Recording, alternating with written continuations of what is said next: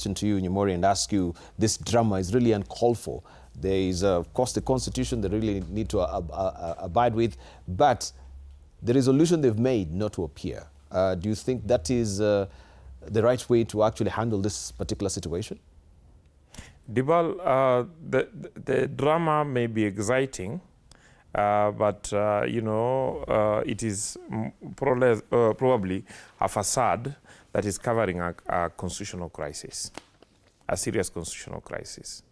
And the serious constitutional crisis is that Senate is established to, provide oversight over the operations of counties, but also to protect devolution.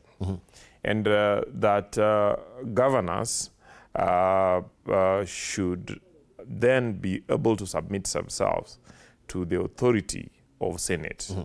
But even as we say that, the governors have themselves raised a serious issue, and that Senate has become, a market where the highest bidder, then gets the Senate decisions aligned to what they want, and that, the governors are expected to pay bribes. That is a serious issue. Even as they raise it, then senators are also enjoying the privilege that being members of parliament grants them. The question then is, what do we do?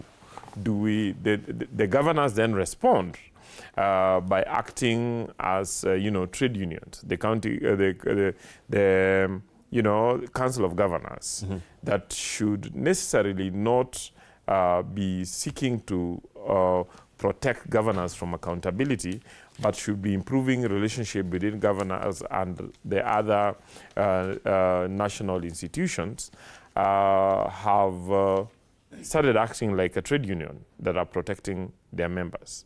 My view is, one, that both institutions are raising legitimate issues that need to be addressed. One, governors must appear before the Senate. They must answer to the queries being raised, because if that does not happen, then the citizens lose opportunities to hold their governors accountable, and we end up having demigods across the country that cannot be touched.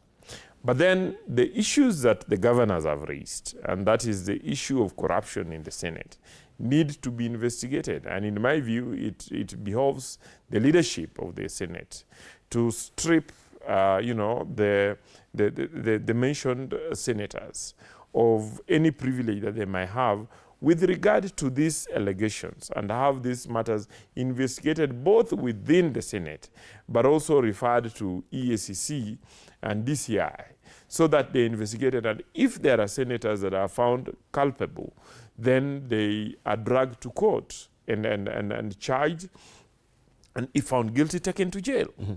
Even as governors are also, held accountable for the operations in court. I watched, for instance, apart from the two governors that are being sought, the governor for CIA appeared, which I think was very good, but declined to then participate in the Senate proceedings.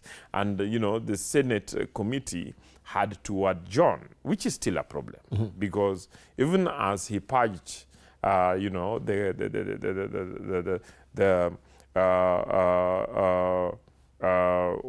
had been laid on him, he came there, but we wasted public resources, public time, public resources for convening the meeting, and we denied the citizens of Siaya and the citizens of Kenya an opportunity of the governor answering to questions of irregularity in the management of public resources in Siaya.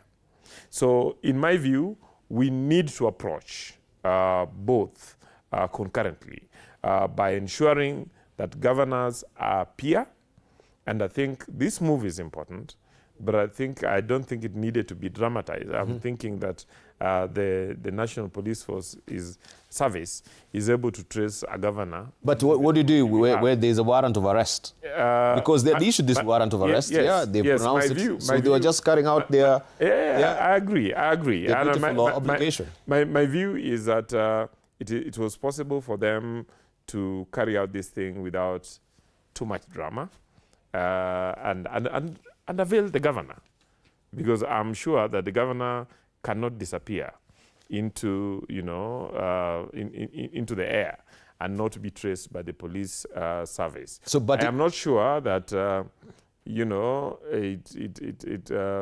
going and surrounding the city hall and ending up that the governor was not arrested is convincing enough that the police service undertook it. Yeah, but it appears as well there is no unanimous agreement to this resolution.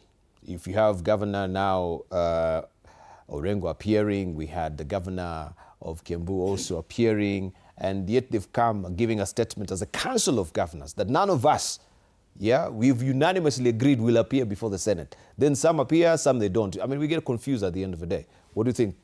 Yes, and, thank you. And I get back to the question you had asked before, whether and if the issue of corruption will ever end.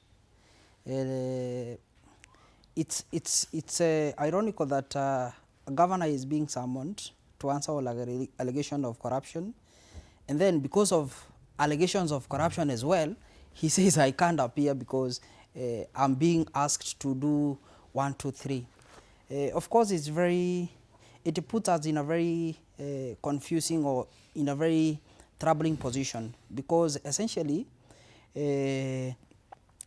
on the checks and balances that there ought to be at all levels of government, the county government and the national government, there ought to be proper mechanisms on how to ensure that checks and balances are there. I agree, if the allegations of corruption are raised, failing to appear or failing to substantiate them does not solve the issue.